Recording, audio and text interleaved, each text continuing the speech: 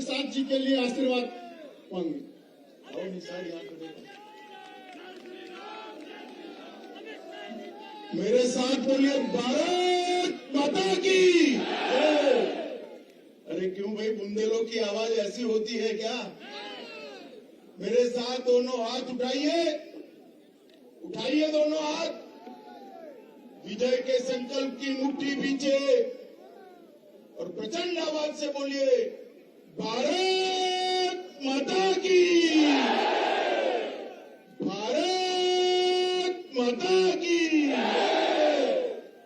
मंच पर उपस्थित प्रदेश की उपाध्यक्ष श्रीमती कमलावती सिंह जी,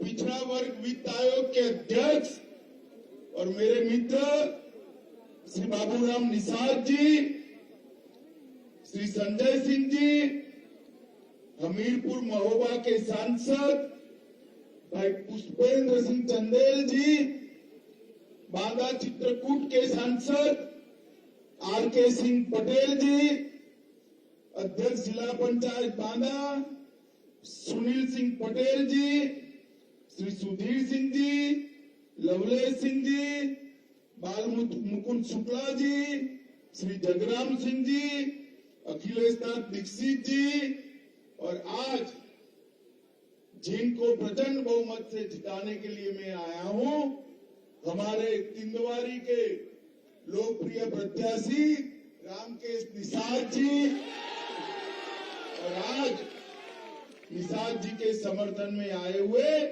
प्यारे भाइयों बहनों माताओं और मेरे जिगर के टुकड़े जैसे युवा मित्रों, इस भूमि पर बाबा वामदेव की इस धरती को मैं नमन कर कर मेरी बात की शुरुआत करना चाहता हूं। ये क्षेत्र रानी दुर्गावती का भी क्षेत्र रहा है, जिसने अकबर की सेना को लोहे के जनेब चबाने के लिए मजबूर किया था। वो महारानी वीरांगना दुर्गावती को भी मैं प्रणाम करता हूं। संत अवधूत महाराज जो इस भूमि से जुड़े रहे, उनको भी मैं प्रणाम करता हूं। और मां योगिनी की मूर्ति जो 40 साल से गायब थी, अभी अभी वापिस आई है, मां योगिनी को भी प्रणाम कर कर मेरी बात की शुरुआत। मित्रों, 23 तारीख को आप लोगों को वोट डालना है। कल तीसरे चरण का मतदान है। मैं पहले और दूसरे चरण में जाकर आया हूं। पहले और दूसरे चरण का परिणाम जानना है क्या? जानना है? जोर से बोलो, जानना है क्या? पहले और दूसरे चरण में सपा और बसपा का सुपड़ा साफ हो। पहले और दूसरे चरण में 300 सीटों की भारतीय जनता पार्टी की सरकार की नींव डालने का काम किया है। और तीसरे और चौथे चरण में ये वीर बुंदेलों की भूमि बुंदेलखंड ने इस पर 300 सीटों की सरकार की इमारत बनानी है। यहां पर मैं बुंदेलखंड में आया हूं, तब बुंदेलखंड की प्यास, बुंदेलखंड की सिंचाई और बुंदेलखंड के अंदर रोजगारी के प्रश्न पर मैं जरूर बात करूंगा। परंतु इसके पहले मैं बात करना चाहता हूं, माताओं भाइयों बहनों, आपके आशीर्वाद से बुंदेलखंड की सभी सीटें 2014 और 19 में आपने भारतीय जनता पार्टी को दी। केंद्र में मोदी जी की सरकार बनी। यहां पर 2017 में भी 19 की 19 सीटें भारतीय जनता पार्टी की झोली में डालने का काम बुंदेलखंड की वीर जनता की। और परिणाम स्वरूप यहां पर जो सरकार बनी, केंद्र में मोदी जी की सरकार बनी, उसने लॉ एंड ऑर्डर और आतंकवाद के खिलाफ बहुत बड़ी मुहिम चलाई। मुझे बताओ भाई, ये बुंदेलखंड में डकैत, माफिया, बाहुबली दिखाई पड़ते थे? सपा बसपा के शासन में हथियारकार थे या नहीं थे? जरा जोर से बोलो, थे या नहीं थे? आज कोई दिखाई पड़ता है क्या? दिखाई पड़ता है क्या? उत्तर प्रदेश के मुख्यमंत्री योगी आदित्यनाथ जी ने सारे बाहुबलियों का सफाया करने का काम योगी आदित्यनाथ की और पूरे उत्तर प्रदेश को एक नई पहचान दिलाने का काम किया। अभी कुछ दिन पहले अखिलेश बाबू पूछ रहे थे कि योगी जी बात तो कर रहे हैं मगर क्या सुधार हुआ? अखिलेश बाबू, जिनकी आंखों पर पीला चश्मा होता है ना, इसको सब पीला ही पीला दिखाई पड़ता है। आपको मालूम नहीं पड़ेगा? जाकर पूछिए किसी माँ बहन को, किसी बेटी को कि उत्तर प्रदेश में उसकी सुरक्षा बढ़ी है या नहीं बढ़ी है। वो जरूर बताएगी कि अब उत्तर प्रदेश में माताएं बहनें सुरक्षित है। डकैती में 72% की कमी आई है, लूट में 62% की कमी आई है, हत्या में 31% की कमी आई है, बलात्कार में 50% की कमी लाने का काम भारतीय जनता पार्टी की योगी आदित्यनाथ की सरकार ने किया है। मित्रों, योगी आदित्यनाथ, माताओं, बहनों, भाइयों, युवा मित्रों, 10 साल तक केंद्र में सपा बसपा की समर्थन से कांग्रेस की सरकार चलती थी, 2004 से 2014 तक। और ये 10 साल तक पाकिस्तान से आलिया, मालिया, जमालिया घुस कर आते थे और हमारे सेना के जवानों के सर काट कर ले जाते थे। कोई उफ नहीं करता था, उफ नहीं करता। क्यों? क्योंकि वो नहीं चाहते थे इनकी वोट बैंक में सेंधमारी पड़े। मगर भारतीय जनता पार्टी की सरकार आई, मोदी जी प्रधानमंत्री बने और उसके बाद पुलवामा और उरी में उन्होंने हमला किया, हमारी सेना के जवानों को जिंदा जला दिया। 10 ही दिन में मोदी जी ने सर्जिकल स्ट्राइक और एयर स्ट्राइक कर पाकिस्तान के घर में घुसकर आतंकवादियों का सफाया। मुझे बताओ भाइयों बहनों, आतंकवाद को समाजवादी पार्टी समाप्त कर सकती है क्या? जोर से बोले, कर सकती है क्या? बसपा कर सकती है क्या? कांग्रेस कर सकती है क्या? आतंकवाद को समाप्त करने का काम केवल और केवल नरेंद्र मोदी के नेतृत्व में भारतीय जनता पार्टी ही कर सकती है। भाइयों बहनों, आप सभी लोग चाहते हो या नहीं चाहते हो कि कश्मीर में, ये हमारा कश्मीर हमेशा के लिए भारत के साथ जुड़ा रहे? चाहते हो या नहीं चाहते हो? अब इसके लिए धारा 370 को हटाने की योजना लेकर मोदी जी आए। अखिलेश बाबू ने विरोध किया, बहन जी ने विरोध किया, कांग्रेस ने विरोध किया। अखिलेश बाबू खड़े हो गए, कहा धारा 370 हटेगी तो खून की नदियां बहेगी, खून की नदियां। अरे अखिलेश बाबू, किसको डराते हो भाई? हम डरने वालों में से नहीं है। 5 अगस्त 2019 को मोदी जी ने धारा 370 को हटा दिया। खून की नदियां छोड़िए, कंकर चलाने की किसी की हिम्मत नहीं है। अगर फिर से आने वाली नहीं है मगर अगर फिर से गलती से भी साइकिल की सरकार लाए ना, तो उत्तर प्रदेश से पूरे देश में आतंकवादियों को सप्लाई करने का काम होगा मित्रों। उत्तर प्रदेश से भारतीय जनता पार्टी आतंकवाद के खिलाफ जीरो टॉलरेंस की नीति के आधार पर चलती है। मित्रों, बुंदेलखंड सालों से, जब से बुंदेलखंड को सब जानते हैं, तब से बुंदेलखंड प्यासा है। जल संकट बुंदेलखंड की बहुत बड़ी समस्या थी। मैं सपा बसपा 15 साल शासन किया। मैं उन दोनों को पूछना चाहता हूं, बुंदेलखंड के जल संकट के लिए आपने क्या किया? इसका हिसाब लेकर बुंदेलखंड की झंडा के लिए आइए।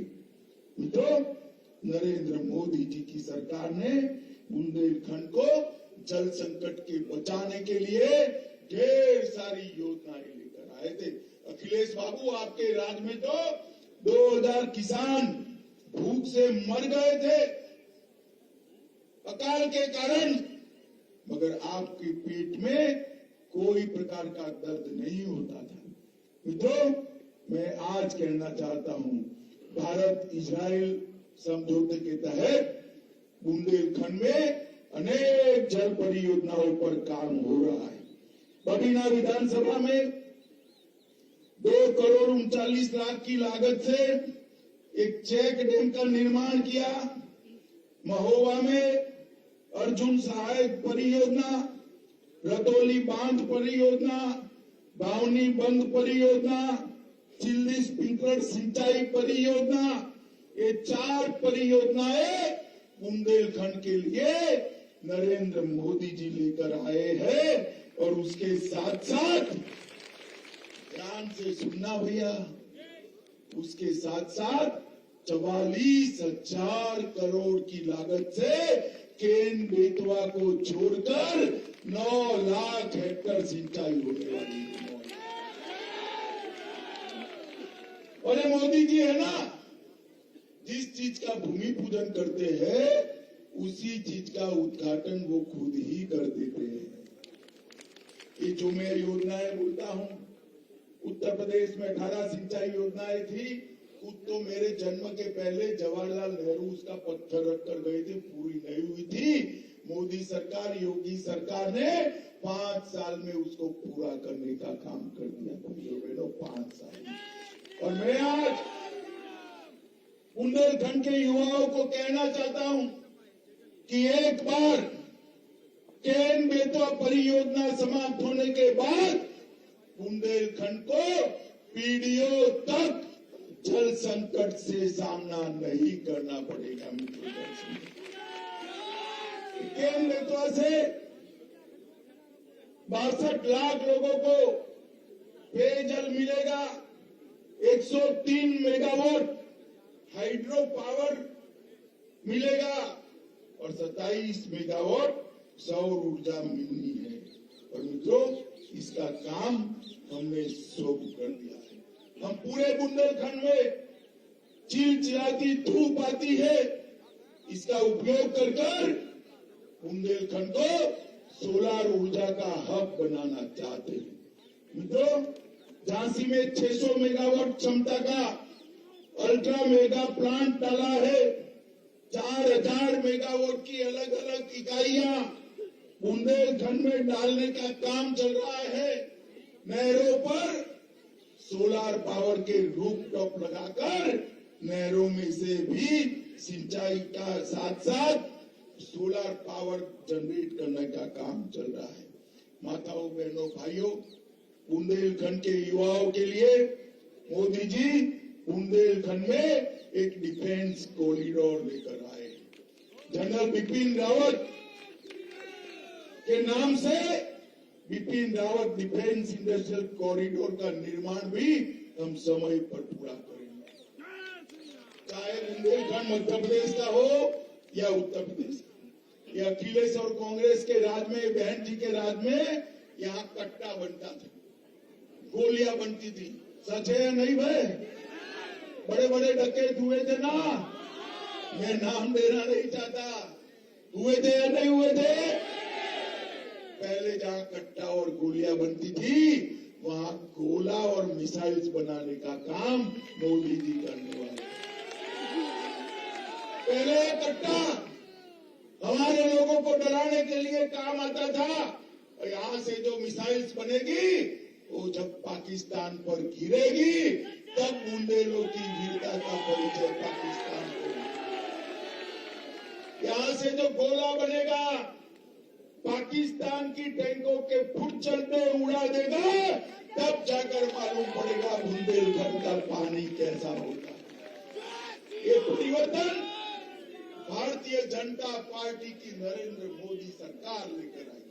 माताओं, भाइयों, बहनों, मोदी जी ने कहा था कि मेरी सरकार, अरे बैठ जाओ भाई, बैठो बैठो, अरे बैठ जाओ नेताजी, आप गमछा वाले नेताजी बैठ जाइए। मोदी जी ने कहा था कि मेरी सरकार गरीबों की सरकार है, पिछड़ों की सरकार है, दलितों की सरकार। कांग्रेस तो कहती रही हम गरीबी हटाएंगे, समाजवादी पार्टी भी कहती रही हम समाजवादी हैं, मगर कुछ नहीं हुआ। भारतीय जनता पार्टी ने ढेर सारे काम उत्तर प्रदेश में किए। भाइयों बहनों, 1,67,00,000 माताओं को गैस का चूल्हा देने का काम नरेंद्र मोदी सरकार ने किया है। 2,61,00,000 लोगों के घर में शौचालय पहुंचाने का काम हमारे मुख्यमंत्री योगी आदित्यनाथ जी ने किया है। 1,41,00,000 घरों में कोई चार्ज लिए बगैर बिजली का कनेक्शन पहुंचाने का काम भारतीय जनता पार्टी ने किया। और मित्रों, आप सभी को टीका लग गया है ना? जरा जोर से बोलो, लग रहा है ना? मोदी जी ने देश के 130 करोड़ लोगों को मुफ्त टीका लगाने का काम नरेंद्र मोदी जी ने किया है। और इसके साथ साथ उत्तर प्रदेश के 15 करोड़ और देश के 80 करोड़ लोगों को 2 साल तक मुफ्त में एक्स्ट्रा प्रति व्यक्ति 5-5 किलो अनाज देने का काम ये भारतीय जनता पार्टी की सरकार ने किया है। कोरोना के समय में गरीब के घर का चूल्हा जलता रहे, इसकी चिंता भारतीय जनता पार्टी के प्रधानमंत्री, देश के प्रधानमंत्री नरेंद्र मोदी जी ने की है। माताओं, भाइयों, बहनों, मुझे बताओ, अगले 5 साल तक फिर से सरकार चुननी है, फिर से आतंकवाद और बाहुबलियों को लाने वाली सपा सरकार चाहिए या डिफेंस कॉरिडोर और पानी लाने वाली भारतीय जनता पार्टी की सरकार चाहिए? बताए बुंदेलखंड वाले क्या चाहिए भाई? अरे तेंदुआरी वालों बोलो जोर से, क्या चाहिए? जोर से बोलो, क्या चाहिए? तो कमल के निशान पर 23 तारीख को बटन दबाओगे, हमारे निषाद को प्रचंड बहुमत से जिताओगे, योगी जी को मुख्यमंत्री बनाओगे, मोदी जी के हाथ मजबूत करोगे, तो मेरे साथ दोनों हाथ उठाइए, उठाइए दोनों हाथ, 300 पार के संकल्प की मुट्ठी बींचे और प्रचंड आवाज से बोलिए, भारत माता की, भारत माता की, वंदे वंदे वंदे